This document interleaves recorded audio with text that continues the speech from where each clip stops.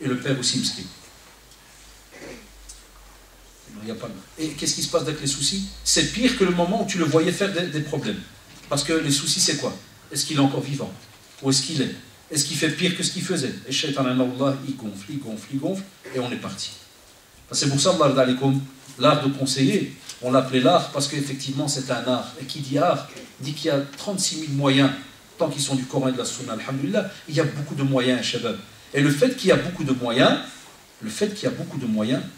t'oblige à te renseigner pour chaque situation. Car chaque situation n'est pas la même, et vous allez le voir maintenant dans les questions qui vont venir. Chaque situation est différente. Bismillahirrahmanirrahim. Ici la personne dit: comment conseiller un frère en islam par rapport au crédit bancaire? Comment lui faire comprendre que c'est haram, même si tel ou tel cheikh l'autorise selon lui, soi-disant? Eh bien, si, alhamdulillah, tu es quelqu'un qui est convaincu que le crédit est haram, et que tu t'y connais un peu, avec toute politesse, regardez, ça c'est très bien, ça, c'est bien de le faire. Tu lui dis: Mashallah, il y a un cheikh qui l'autorise. Ah, Allah, tu peux me donner le texte? Très simple, tu peux me donner le texte. Poliment, ne fais pas le style: je vais te péter là, je vais te balayer maintenant, tu vas voir. Là, sois sincère, dis: subhanallah, tu peux me donner le texte. En général, la plupart des jeunes, et même des adultes, parce que j'ai testé ça au centre pendant une dizaine d'années, même les adultes, pour la main, ils sont au courant de la fatwa de Cheikh Al-Qaradawi. Ils ne sont pas au courant. Souvent, ils la citent. Souvent, tu dis: c'est de là que ça vient. Pas tourner autour du pot, hein. C'est de là que ça vient. Là, Al Jazeera, Iqra, Kada, émission, Tantan, c'est vite fait, ça prend 2 minutes. Regarde. Quand tu lui dis: est-ce que tu as lu la fatwa? Parce que souvent dans sa fatwa orale, il dit: nous avons dans le comité des fatwas européens dit et établi une fatwa. Cher, des fois ils croient que les gens, c'est ça qui est dommage. Des fois il y a des savants, ils ne connaissent pas la réalité entre guillemets de comment fonctionne la communauté de certains pays. Nous on sait très bien qu'ici en Belgique, on doit être honnête les amis, parce qu'on travaille dans ce domaine-là, on sait très bien qu'en Belgique, beaucoup ne vont wallahi même pas regarder ou chercher sur internet pour retrouver toute la fatwa complète. Qu'est-ce qu'il y a dedans? J'ai été la sortir. Parce qu'une fois en France, on m'avait demandé de faire une conférence là-dessus, sur l'usure. J'ai été la sortir. Elle est longue. Et il y a plein de conditions dedans. Wallah, l'une en dessous de l'autre. Et incroyable comment les gens résument. Donc il y a plusieurs pages. Mais aujourd'hui, par exemple, en Belgique, dès que tu parles du crédit, la personne... Donc vous voyez tout ce que je raconte, c'est ça que tu dois maintenant un peu étudier et discuter avec lui. Et tu dis: subhanallah, c'est étonnant. J'ai été dans le site. Par exemple, tu lui dis un exemple, tu dis: il y a 3 pages. Et toi, tu l'as résumé avec un mot, halal. Tu dis: c'est drôle, tiens, explique-moi, Allah, parce que peut-être je ne m'y connais pas. Explique-moi. S'il va te dire, tu vas voir, dès que tu es sincère, Wallah, tu es à l'aise, la personne va t'avouer à la seconde. Et souvent, ils le font. Ils te disent: ah, écoute, c'est ce qu'on m'a dit. Ah, très bien. Maintenant, on va discuter. Tu dis: ça ne te dérange pas qu'on se voit demain ou là, après-demain ou le Kada? Tu vas à ton aise, tu vas sur Internet, comité de fatwa européen, Kada, fatwa sur le crédit, tu imprimes, tu viens. Tu dis: voilà d'abord les premières conditions. Que les musulmans s'accordent, Kada, ouvre une banque, fasse ceci, fasse les démarches. Tu vas trouver là 36. Que tu sois, même un jour j'ai entendu en direct, et même le cheikh lui-même s'était un peu fâché. Il a dit: j'ai jamais dit que le crédit est halal. J'ai jamais dit ça. J'ai dit: dans certaines situations, si la personne est dans cette situation-là, en Belgique on vient, on te met à la rue. Et vous savez, pour cette histoire de crédit, moi je parle de la communauté que je connais ici en Belgique. Les Maghrébins, ils ont essayé d'arnaquer les savants du monde entier. À chaque fois qu'on avait un cheikh qui venait chez nous, Cheikh Abou Bakr al-Jazairi, j'étais fait le Merkez déjà à ce moment-là, Cheikh Abou Bakr al-Jazairi est venu. Il a fait une conférence. Alors c'est le grand imam qui a Médine, j'ai fait le dars في المركز الإسلامي. وكنا حاضرين. Et quelqu'un s'est levé, on était présent, un s'est levé, Allah aidé. En Chlaï, tu l'as dit: cheikh, en Belgique, ils nous mettent à la porte, est-ce qu'on peut l'acheter à crédit? Le cheikh, il a dit: il a dit: si la personne elle est jetée, c'est dans l'action. Il est msiyeb à la bas. Après, on est descendu, il y a eu une discussion avec la direction, ils lui ont expliqué le système en Belgique, que déjà, si tu n'as pas d'argent pour payer le loyer, jamais la banque, elle va te donner un crédit. Vous savez très bien tout ça. Subhanallah. On prend les gens pour des... T'imagines, tu arrives à la banque, Fortis, oui, bonjour monsieur, oui, qu'est-ce qui se passe? Moi à la porte, et pas d'argent, rien du tout. C'est pour avoir 200 000 € s'il vous plaît. Je vais acheter la maison qui est juste là au coin.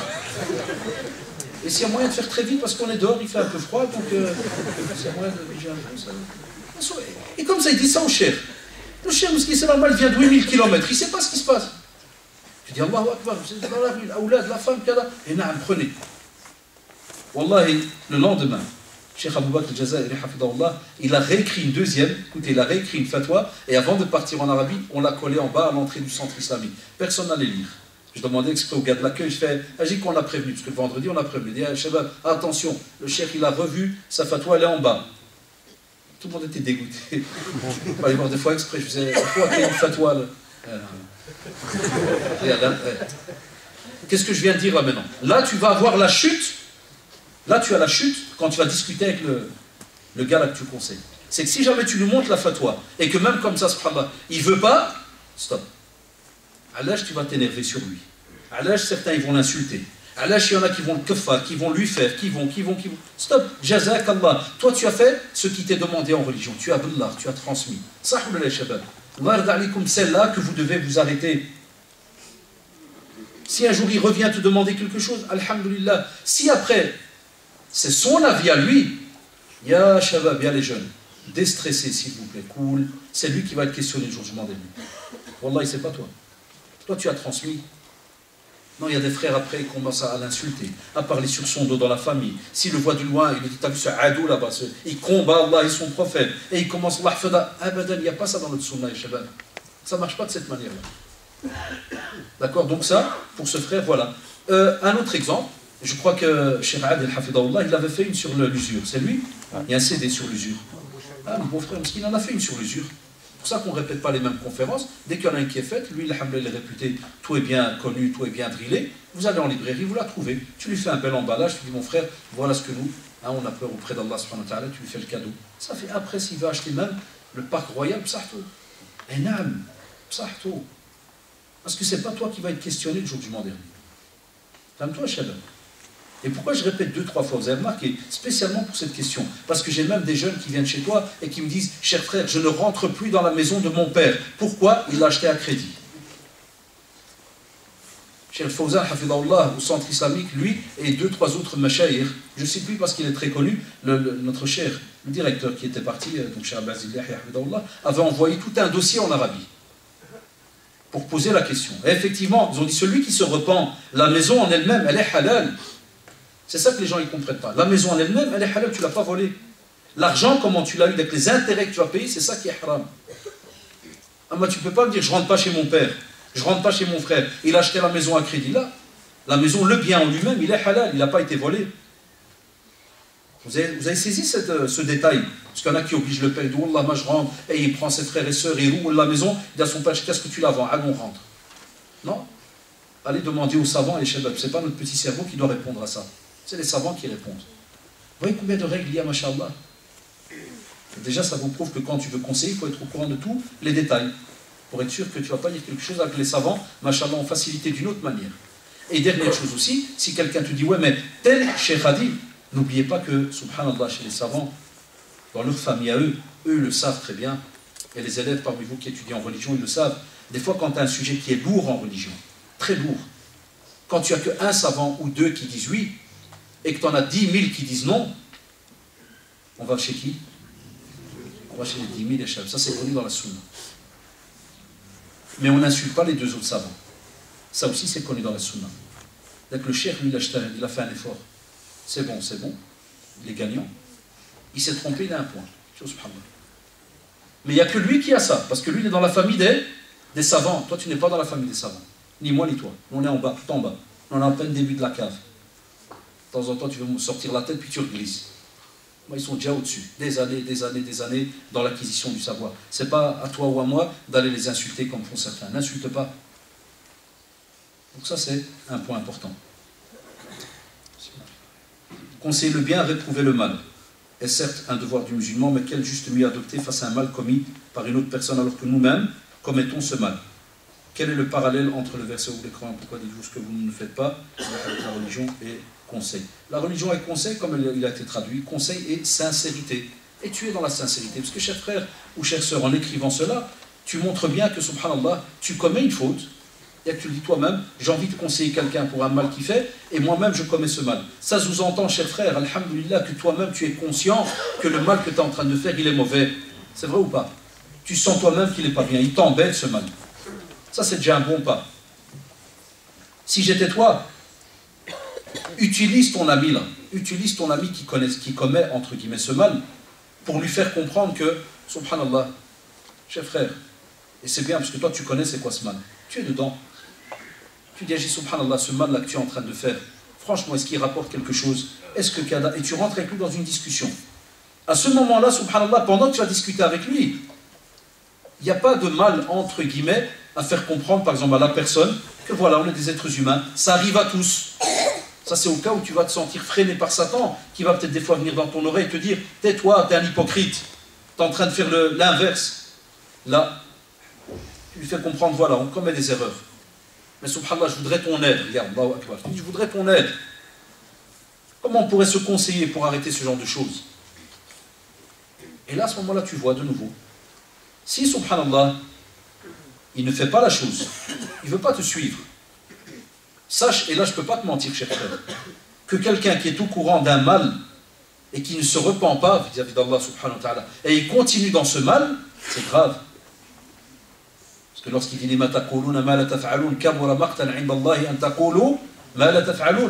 c'est un acte grave, c'est immense auprès d'Allah subhanahu wa ta'ala de dire aux autres ce qu'on ne fait pas, c'est grave. Même les prédicateurs, les imams, les savants, ceux les connaisseurs qui disent aux autres et qui ne font pas, le jour du mois dernier, il y a tout un châtiment par rapport à cela. Subhanallah. Et c'est pour cela que l'être humain, il arrive, Allah, que ce soit un savant ou n'importe, tout être humain commet des erreurs. Ça c'est unanime, tout être humain commet des erreurs. Mais des fois, il peut arriver alors à ce moment-là qu'une personne, subhanallah, ça arrive, que dès que le mal qu'il fait, il est trop fort pour lui. C'est trop fort. Là, je te dirais alors, cher frère, maintenant que tu sais que tu commets ce mal, tu en es conscient, va parler avec quelqu'un de science, ou bien va parler avec un ami à toi ou un frère à toi, à qui tu fais confiance et qui a un certain niveau. Va lui demander conseil. Ne reste pas dans la situation où toi tu commets le mal, tu veux l'expliquer à l'autre, mais tu continues à le faire, en me disant, ouais, mais je cherche un juste milieu. Là, arrête de le faire. Et si tu sens que c'est difficile, passe alors chez quelqu'un, subhanallah, avec qui tu peux parler, qui pourrait t'aider. Ça, c'est un pas important que tu dois faire. Mais ne reste pas dans la situation et ne te fais même pas arnaquer par Satan qui va te dire, oui, mais tu dis ce que tu ne fais pas, donc tu as un conseil, c'est quoi? Ferme ta bouche, parle pas. Là, aide le frère, parce que tu sais que ce qu'il est en train de faire est mauvais, mais va toi aussi demander à quelqu'un, alhamdulillah, pour te sortir du problème dans lequel tu es. Allahu ta'ala.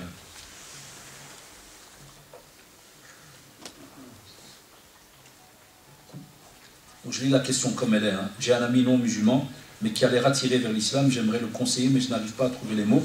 Qu'est-ce que je peux lui dire? Ici, en vérité, il faut être honnête. C'est tout un cours que le frère y demande. C'est-à-dire comment parler de l'islam. Donc ça, en vérité, c'est un autre sujet. On pourrait un jour peut-être quelqu'un qui fasse un petit cours là-dessus, parce qu'en conférence, c'est trop long, ça. Enfin, de nouveau, la seule chose que je peux te dire, cher ami, c'est de voir cette personne, c'est toi qui la connais, qu'est-ce qu'elle est capable d'accepter, où est-ce qu'elle est dans sa vie, qu'est-ce qu'elle connaît du monde religieux, parce que c'est différent de parler, parce que ta question elle est large, c'est différent de parler à un chrétien que de parler à un athée. Le chrétien, il est déjà au courant qu'il y a Dieu, qu'il y a Allah, subhanahu wa ta'ala. Donc déjà, vous partez entre guillemets du même étage. Vous voyez, c'est différent. Hein. Le chrétien, c'est différent. Il y a déjà des notions qui captent quand tu lui parles du mot Dieu, pour lui c'est à l'aise. Il sait qu'il y a Dieu. Il faut corriger 2-3 petites données. Mais l'athée, non. L'athée, il n'y a que lui sur terre. Le reste, c'est la nature.